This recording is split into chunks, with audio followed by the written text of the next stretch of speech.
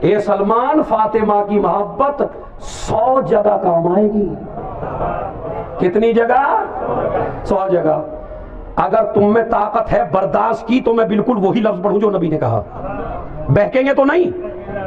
نہیں انشاءاللہ نہیں بہکیں گے، صلوات پڑھ دے تو بہکیں گے نہیں۔ سنیے مولانا، واقعی بڑا لفظ ہے، خدا کی قسم میں خود حیران ہوں اس لفظ پہ، حالانکہ میری اوقات کچھ نہیں ہے، مگر نبی نے کیا لفظ رکھ دیا کہ فاطمہ کی محبت 100 جگہ کام آئے گی۔ 100 جگہ، میعتن من المواطن، 100 جگہ کام آئے گی فاطمہ کی محبت۔ وَأَيْسَرُهَا، ان میں سے ہلکی ہلکی جگہ سن لو، ارے مطلب ہلکی ہلکی کہ کہاں کہاں آئے گی، بھاری اور بھی ہیں، میں ہلکی سی بتاتا ہوں۔ خدا کی قسم اگر آج کی اس مجلس میں یہ بات سمجھ کے چلے گئے آپ تو آپ کی ہدایت کے لیے یہی کافی ہے، اور معرفت فاطمہ انشاءاللہ کیسی پیدا کر کے جائیں گے ان مجلسوں میں۔ کیا فرمایا؟ پہلی ہلکی سی منزل کا نام ہے قبر۔ اے سلمان، میری بیٹی فاطمہ کی محبت قبر میں، زور سے بولیے بھائی، جسے اپنی قبر میں نور کرانا ہو وہ بولے کیا؟ میری بیٹی فاطمہ کی محبت قبر میں کام آئے گی۔ اب لگاؤ فاطمہ کی محبت قیمتی ہے، کتنی ہے؟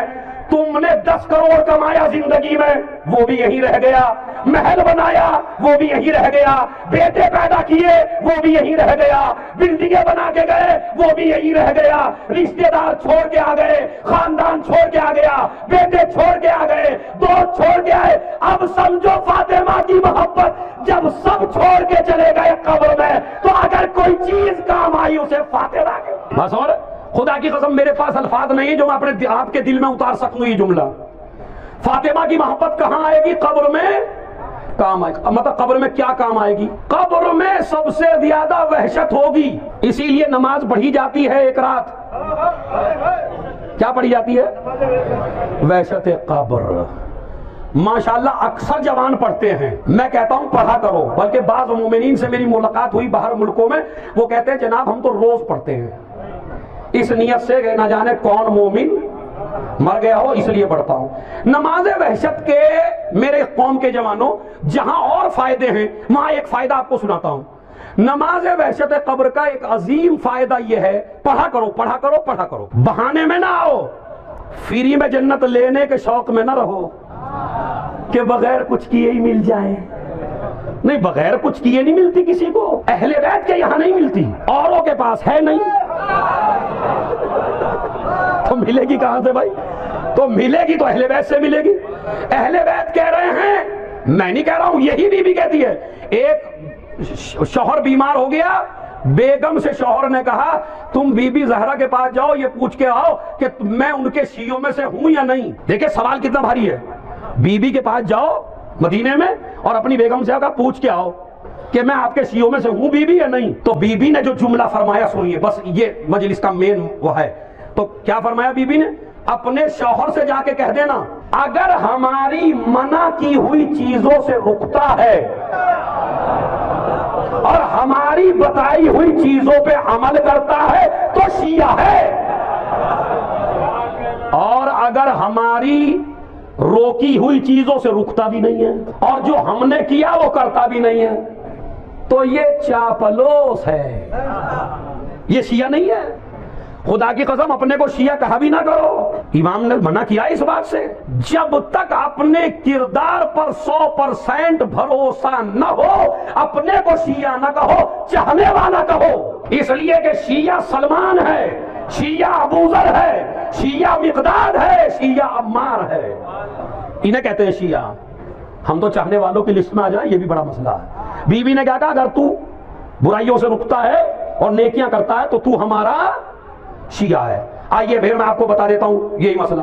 تو نماز وحشت میری قوم کے جوانوں، میرے بزرگوں، ضرور پڑھا کرو، اس لیے کہ نماز وحشت کا فائدہ یہ ہے کہ اگر تم مر گئے اور تمہاری موت کا کسی کو پتہ نہ چل سکا، ایسی جگہ مر گئے، مگر تم زندگی میں دوسروں کے لیے نماز وحشت پڑھتے تھے اور آپ کے لیے کسی نے نہیں پڑھی، تو جو دوسروں کے لیے پڑھتا تھا اللہ کہتا ہے اب اس کے لیے کسی کو پڑھنے کی ضرورت نہیں ہے، ہم اسی میں اتنا ثواب دے دیں گے کہ محبت فاطمہ سے اتنا نور کر دیں گے کہ اب اس کی قبر میں وحشت داخل ہونے والی نہیں ہے۔ نماز وحشت کا بھی مسئلہ سمجھا دوں آپ کو۔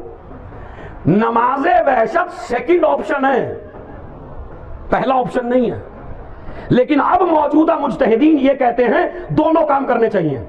نبی نے جو فرمایا مرنے والے کا، فرماتے ہیں اشد لیلتین، روایت میں ہے میت کے لیے سب سے سخت رات اگر کوئی ہے تو وہ ہے پہلی رات۔ جس کی پہلی رات صحیح گزرے گی قبر میں وہ مومن، جس کی خراب گزری نتیجہ خراب۔ تو اشد لیلتین، سب سے شدید رات ہے قبر میں پہلی رات۔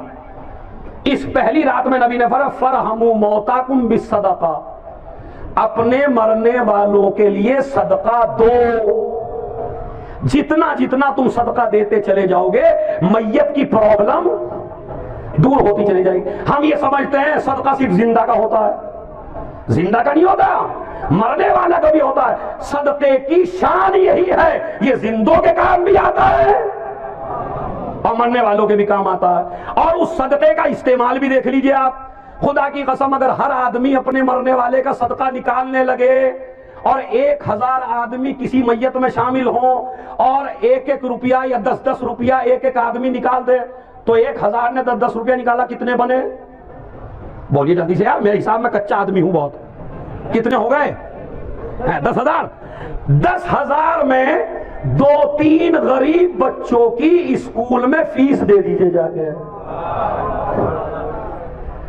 جب تک یہ بچے علم لیتے رہیں گے قبر میں نور پہنچتا رہے گا، اور کوئی بچہ ایسا نہیں رہے گا جس کی تعلیم کا انتظام آپ۔ نماز وحشت کی جگہ جو ہے تو پہلا جملہ ہے نبی کا کیا کہ صدقہ دو۔ اب بعض لوگوں نے کہا یا نبی اللہ ہم پہ تو اتنا پیسہ نہیں ہے جو ہم صدقہ دے سکیں۔ نبی نے کہا تو 2 رکعت نماز پڑھو جس کا نام ہے نماز وحشت، یعنی پہلا آپشن ہے صدقہ، دوسرا آپشن ہے نماز۔ آج کے مجتہد کہتے ہیں مومن وہ ہے جو دونوں کر لے، صدقہ بھی دے دے۔ تو اس کا مطلب ہے وحشت کو اگر کوئی شے دور کر سکتی ہے دور سے بولیے تو اس کا نام کیا ہے؟ محبت فاطمہ۔ 2 چیزیں ہیں، 2 چیزیں